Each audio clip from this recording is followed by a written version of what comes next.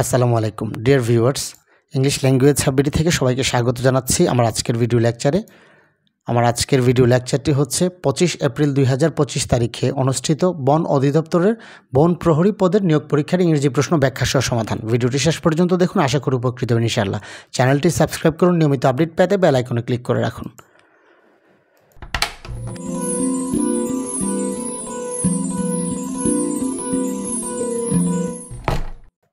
Number 1, the plural form of nucleus is.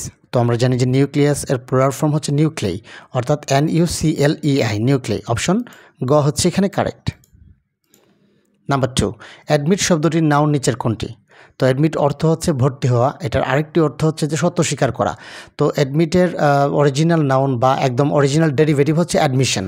Option ক হচ্ছে এখানে কারেক্ট। নাম্বার 3, হোয়াইট এলিফ্যান্ট ফ্রেজটির অর্থ কী? তো আমরা জানি হোয়াইট এলিফ্যান্ট মানে হচ্ছে খুবই দুর্লভ এবং দামি জিনিস রাখা বা দামি জিনিস নিজের কাছে রাখা, যেটাকে বলা হয় ভেরি কস্টলি পজেশন। অপশন গ হচ্ছে এখানে কারেক্ট।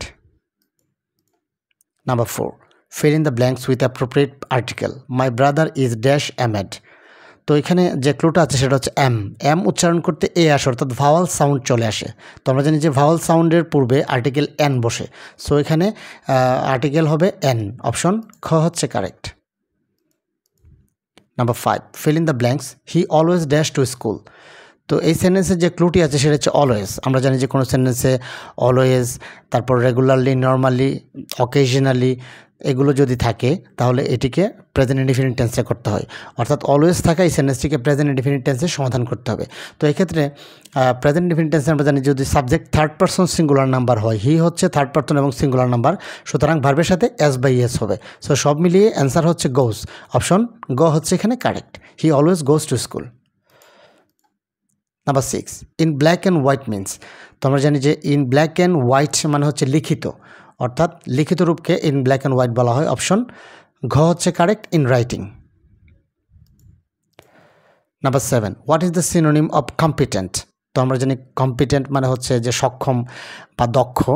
তো এখানে আছে ডিসক্রিট মানে বিচ্ছিন্ন, জলি মানে আনন্দিত, তারপর প্রুডেন্ট মানে হচ্ছে যে বিচক্ষণ, ক্যাপেবল মানে হচ্ছে সক্ষম বা দক্ষ। তো সেই অর্থে অপশন ঘ হচ্ছে correct. Number 8, the patient died dash cancer. তো এখানে আমাদেরকে একটি প্রিপোজিশন ব্যবহার করতে হবে। আমরা জানি যে ক্যান্সার হচ্ছে একটি রোগের নাম, আর কোনো রোগে মারা গেলে আমরা প্রিপোজিশন ডাইয়ের সাথে অফ ব্যবহার করি। আর ডাই ফ্রম মানে হচ্ছে যে কোনো কারণে মারা যাওয়া, আর ডাই বাই মানে হচ্ছে আকস্মিক কোনো মৃত্যু ঘটাকে ডাই বাই ব্যবহার করা হয়। সো এখানে হবে ডাই অফ ক্যান্সার। অপশন খ হচ্ছে correct. Number 9, the merchant of Venice এর রচয়িতাকে? তো আমরা জানি যে দ্য মার্চেন্ট অফ ভেনিস হচ্ছে একটা কমেডি, যেটা হচ্ছে উইলিয়াম শেক্সপিয়ারের লেখা। নাম্বার গ হচ্ছে এখানে কারেক্ট। নাম্বার 10, কোনটি নাউন?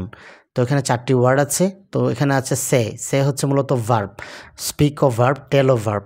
তো এটার নাউন হচ্ছে স্পিচ, অর্থাৎ অপশন ক হচ্ছে এখানে কারেক্ট। স্পিচ মানে হচ্ছে বাক্য। Number 11, which one is correct? অর্থাৎ এখানে 4টির মধ্যে কোন বানানটি সঠিক আছে? আমরা জানি ইউজফুল মানে উপকারী বা উপযোগী, সেটার বানান হচ্ছে USEFUL। অপশন ঘ হচ্ছে এখানে correct. Number 12, many islands make up. তো অনেকগুলো আইল্যান্ড বা দ্বীপ মিলে কি তৈরি করে? তো আইলস মানে হচ্ছে যে ছোট দ্বীপ, তারপর পেনিনসুলা মানে হচ্ছে উপদ্বীপ, তারপর কন্টিনেন্ট মানে হচ্ছে মহাদেশ। তো আমরা জানি যে অনেকগুলো আইল্যান্ড মিলে দ্বীপমালা বা দ্বীপপুঞ্জ তৈরি করে, যেটাকে বলা হয় আর্কিপেলাগো, যেটা আছে অপশন গতে। অপশন গ হচ্ছে এখানে correct. Number 13, he is loyal dash his master. তো এখানে আমরা জানি লয়াল টু অর্থ হচ্ছে যে কারো কাছে অনুগত থাকা বা বাধ্যগত থাকা। লয়াল টু হিজ মাস্টার, লয়ালের সাথে প্রিপোজিশন টু ব্যবহৃত হয়। অপশন খ হচ্ছে এখানে correct. Number 14, Ruma as well as Jhuma dash happy. তো এখানে যে ক্লুটা আছে সেটা হচ্ছে অ্যাজ ওয়েল এজ। আমরা জানি যে as well as, accompanied by, এগুলো দ্বারা মূল সাবজেক্টটা মূলত আলাদা থাকে। অর্থাৎ এখানে Ruma as well as Jhuma এখানে দুইজন বোঝাচ্ছে, কিন্তু আসলে না। এই যে সাবজেক্ট হচ্ছে, মূল সাবজেক্ট হচ্ছে রুমা, অর্থাৎ রুমা অনুযায়ী ভার্ব ব্যবহৃত হবে। তো রুমা যেহেতু থার্ড পারসন এবং সিঙ্গুলার নাম্বার, প্রেজেন্ট টেন্সে এর সাথে ভার্ব হিসাবে ইজ ব্যবহৃত হয়। So Ruma is happy. Option খ হচ্ছে কারেক্ট। নাম্বার 15, নিচের কোন বাক্যটি কোন টেন্স?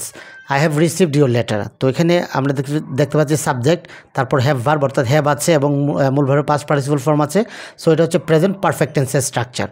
সো এটা হচ্ছে প্রেজেন্ট পারফেক্ট টেন্স, অপশন ঘ হচ্ছে এখানে correct.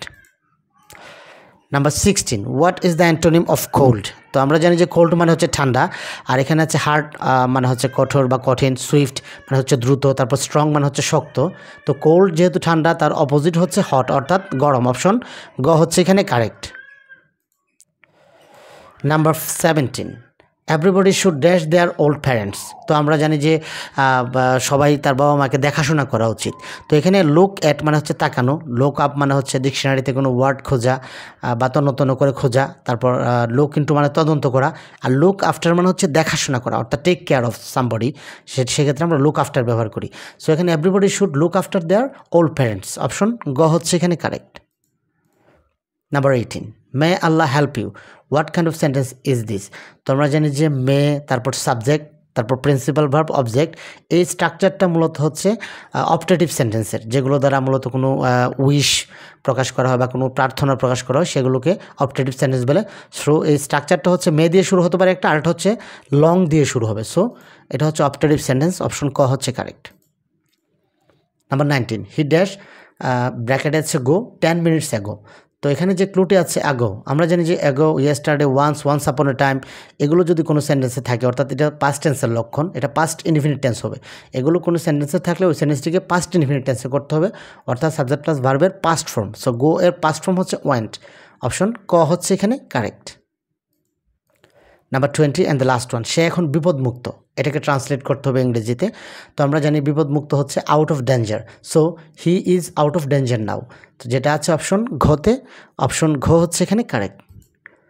So viewers, thank you for watching this video. যদি ভিডিওটি ভালো লাগে তাহলে একটি লাইক দিন, আর যদি কোনো প্রশ্ন থাকে সেটা কমেন্ট সেকশনে জানান, আর অবশ্যই শেয়ারের মাধ্যমে অন্যদের দেখার সুযোগ করে দিবেন।